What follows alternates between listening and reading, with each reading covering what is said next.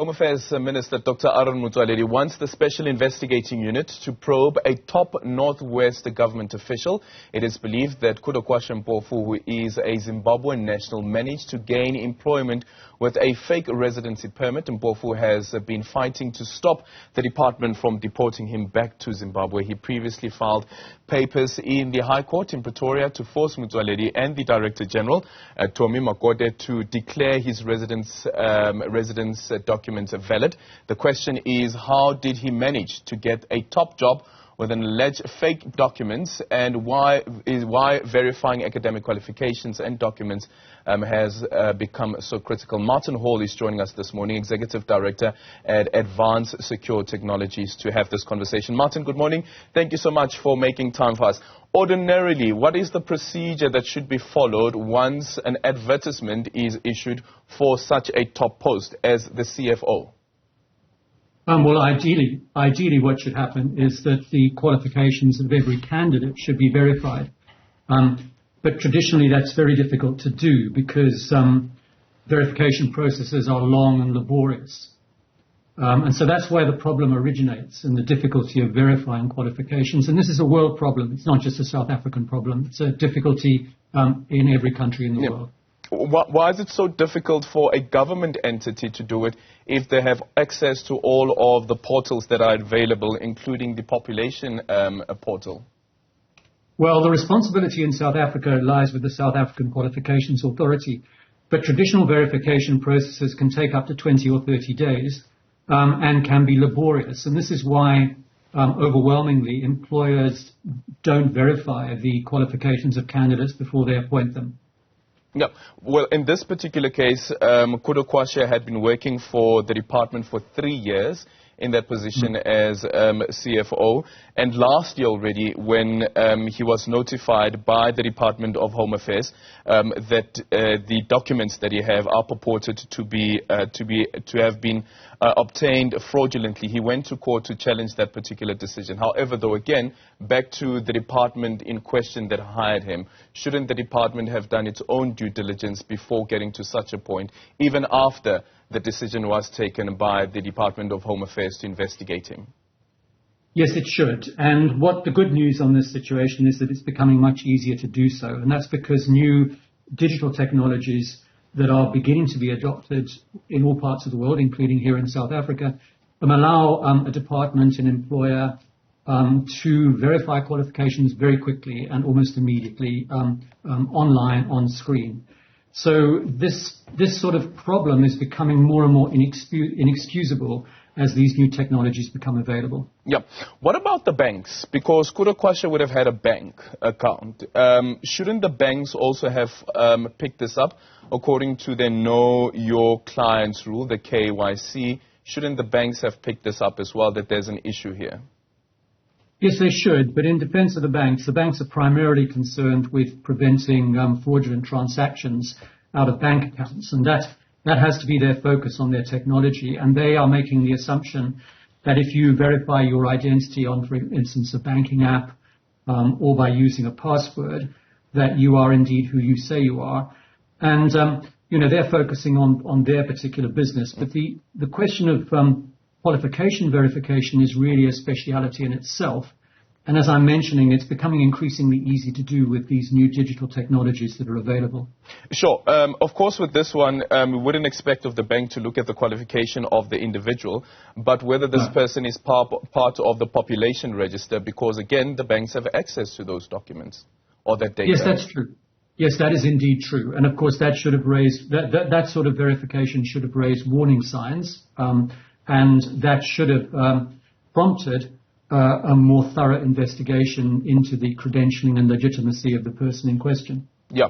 Then the other one is on the industry bodies, like a SAICA, for instance, because Kudakwashe is a chartered accountant, according to his profile on a LinkedIn, and I would imagine would have been registered with SAICA as a member of SAICA. Again, wouldn't the professional industry bodies also be able to pick this up, that there is something untoward here? Yes, the problem for an industry body such as SAICA, which is a good organization, the problem for SAICA is that SAICA is dependent on third parties for that information. So to qualify as a chartered accountant in South Africa, you've got to have a degree from a recognized university. You also have got to do training, and then you've got to be registered with SAICA. So SAICA's difficulty is that it's dependent on a string of third-party organizations for verifying that a person who's registered as a chartered accountant is who they say they are. And again, this is where the new technologies that are coming in are going to make it much easier for organizations such as SAICA to ensure that the people who they are accrediting are who they say they are. Yeah. A final one is looking at the minister says that when you contacted the premier, the acting premier in the Northwest, the acting premier asked him why is it that the Home Affairs official hasn't opened yet a case of fraud against this particular individual. Would it be the prerogative of the Home Affairs official to open up the case of fraud, or would that be the prerogative of the department in question that actually appointed the individual? Much more likely to be the department in question, because the onus is on the employer. And so the way to test this is to ask who pays, whose HR department is responsible for the individual. And verifying qualifications is really an extension of due diligence by human resource departments in organizations. So basically, if you employ somebody, if you pay them, if they're on your payroll, then the obligation really sits with you to verify that the person who you're employing is actually the person they say they are. Yeah, and then again, also, as you pointed out at the beginning of this interview, that this is it's not a South African problem, it is a global problem. I want to go back to the story of Thabi Leoka, because again, what it points to, the case of Thabi Leoka, is, she claimed to have had this PhD from the London School of Economics. Later on, it was found out that actually she doesn't have that particular PhD, but she was able to find work in government as well as the private sector. So even the private sector itself is failing when it comes to these verifications, but you say technology is now available. Tell us more about that technology. Yeah, so the technology depends on digital verification. It uses new technologies such as the blockchain, which is the underlying technology for cryptocurrencies.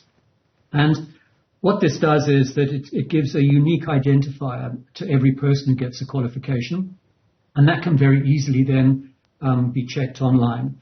So, for instance, in advanced secure technologies, we're one of quite a few service providers, but we offer, for example, secure paper called blockchain paper. In other words, your degree certificate will have a QR code on the front and a QR code on the back, and you can check that by simply scanning the QR code on your phone, and that will take you directly through to the issuing organization and verify that the certificate is genuine.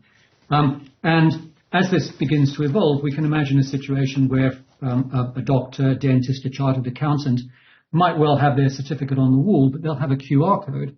And anybody sitting in their waiting room can simply verify for themselves that the person that they're seeing is who they say they are. And this allows very quick and very secure verification. Qualifications can't be tampered with. They can be used by individuals to help them get jobs, smooths up the labor market. Yep. It's much easier if I'm applying for a job with Newzroom Afrika, for example, I can simply send you a link and you can verify that my qualifications are genuine almost instantly. So this is where digital technologies are really beginning to transform things. And we have a number of leading institutions in South Africa who are adopting that. University of Johannesburg was an early adopter and is really doing very well in that respect. And I think we can look forward to a future where degree fraud becomes much, much more difficult. Yeah. Thank you so much for your time. Martin Hall is the Executive Director at Advanced Secure Technologies. And as we told you earlier on today, that Kudakwashe has since resigned as the CFO at the Department of Development and Cooperation in the Northwest.